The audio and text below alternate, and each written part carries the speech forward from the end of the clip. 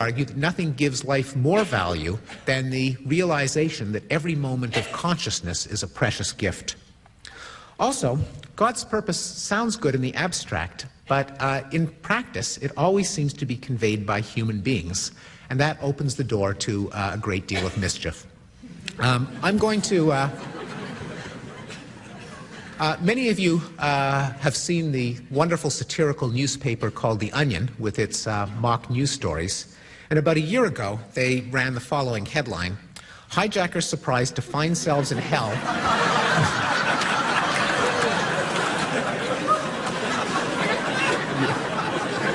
We expected eternal paradise for this, say suicide bombers. Now, admittedly, this was criticized for being tasteless, and it is.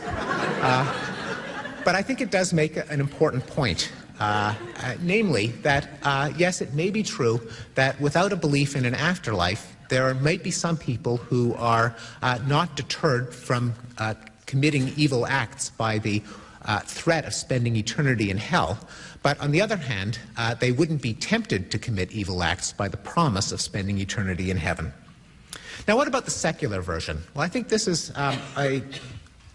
nicely captured, and the flaws of it are quite apparent, in the opening scene of Annie Hall, in which the young Woody Allen, 7 years old, has been taken to the family doctor by his mother. The doctor says, "Why are you depressed, Alvy?" The mother answers for him, "It's something he read." "Something he read, huh? The universe is expanding." "The universe is expanding?" "Well, the universe is everything, and if it's expanding, someday it will break apart, and that would be the end of everything." His mother says, "What is that your business? He stopped doing his homework."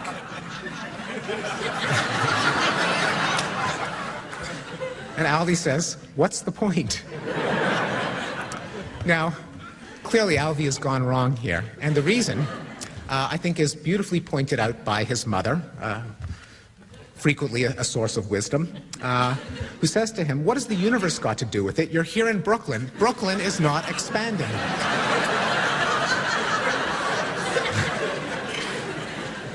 Indeed, Brooklyn is not expanding. The reason that we laugh at this, the reason we laugh at this interchange is we realize that the young Woody Allen has confused two different levels of analysis.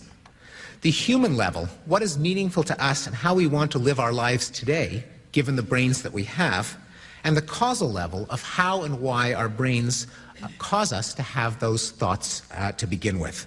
They're related, but they're not the same, and it's important not to confuse them. Even if evolution is an amoral process with no purpose, in which genes, according to the metaphor, selfishly maximize copies of themselves, that doesn't mean that people are also amoral or purposeless or selfish. Only the process that led them to evolve had those properties. My final point is that morality certainly is not a hallucination or a fiction invented by our brains, but there is an inherent logic in it that the human moral sense can be thought to implement, a point made by centuries of philosophers, but I think best illustrated once again in the comic strips.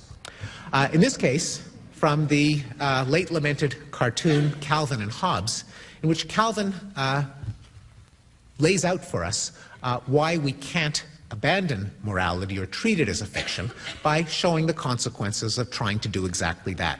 So one day Calvin says, "I don't believe in ethics anymore. As far as I'm concerned, the ends justify the means. Get what you can while the getting's good, that's what I say. Might makes right. The winners write the history books. It's a dog-eat-dog world, so I'll do whatever I have to and let others argue about whether it's right or not." "Hey, why'd you do that?" "You were in my way. Now you're not. The ends justify the means." "I didn't mean for everyone, you dolt, just me." What this cartoon shows is the inherent untenability of any system in which you would try to get other people to treat you in a manner different from the one that you are committed to treat other people. That logic, the golden rule, if you will, is the core of morality, and it's no coincidence that it's been independently rediscovered by many of the world's religions and great moral traditions. So to sum up, I've argued that the dominant theory of human nature in modern intellectual life is composed of the doctrines of the blank slate, the noble savage, and the ghost in the machine, that this theory is being challenged by the modern sciences of mind, brain, genes, and evolution, that these challenges are also seen to threaten our moral values, but in fact that does not follow. On the contrary, understanding what makes us tick can clarify those values by showing that political equality does not require sameness, but rather policies that treat people as individuals with rights. That moral progress does not require that the mind is free of selfish motives, only that it has other motives to counteract them. Responsibility does not require that behavior is uncaused, only that it responds to contingencies of credit and blame, and that meaning in life does not require that the process that shaped the brain have a purpose, only that the brain itself have a purpose. Moreover, grounding values in a blank slate is a mistake, because it makes our values hostages to fortune, implying that someday factual discoveries could make them obsolete, and because it conceals the downsides of denying human nature, including persecution of the successful, totalitarian social engineering, an exaggeration of the effects of the environment, such as in parenting and the criminal justice system, a mystification of the logic of responsibility, democracy, and morality, and the devaluing of human life on Earth. With that, I'll conclude. Thank you very much. Yes. Thank you. I've just started reading your book, so I guess you may have answered this question in the book as I go along and get to the last pages.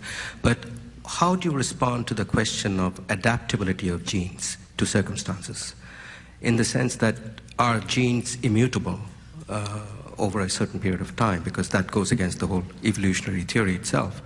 So therefore, because the reason I'm asking this is immutable heredity is often used as justification for relative wrongs, like racism, for instance, and it's often used as an argument supporting inequality based on genetic immutability to circumstance.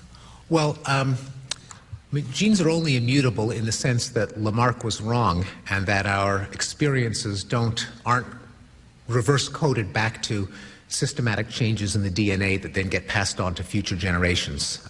They're, of course, not immutable in the sense that they're constantly prone to mutation and recombination. But I believe I addressed your concern in the part of the talk in which I discussed inequality, and that is that if someone believes that there are innate differences among individuals, that racism is justified, then they've made a horrendous error. That a commitment against racism is not a factual belief that people are indistinguishable. It better not be, because people are not indistinguishable, and we don't want to say that class prejudice or racism or sexism are justifiable. And the reason that we can have both the study of human differences and a commitment to equality is that equality is a policy, not an empirical hypothesis, and it's a policy to recognize rights inherent in all human beings, and it's a policy to treat them as individuals and not to prejudge them by statistics of a particular group that they belong to. Yes? I enjoyed reading both Wilson and Gould, and I remember Gould's attacks on Wilson in the New York Review of Books, and they always seem more like debaters posturing rather than a scientist at work. And I couldn't figure out why he was, to my mind, so deliberately interpreting Wilson in a perverse way in order to win debating points. What was going on in that? I tend to agree with your assessment, and I document that in the book itself. I think that Steve Gould and the other signatories of the manifesto and the other attacks on Wilson realized that it was threatening certain way of justifying political ideals. It threatened the utopian politics that were popular in the early 70s and late 60s, according to which nothing prevents us from redesigning society to be better except a failure of will. That there are no built-in limitations on human nature that would stand in the way of a utopia with perfect egalitarianism and nonviolence. The idea that people might have emotions that erupt in violence, or that people may not be, people have a hereditary endowment and therefore it's possible for them to vary in small ways, threatened, I think, this kind of utopian politics. And a lot of the heat that came from this debate, I think, really came from these political concerns, which required, therefore, demonizing the opponent to make sure that no one was in danger of taking them seriously. It was thought that a greater good was at stake.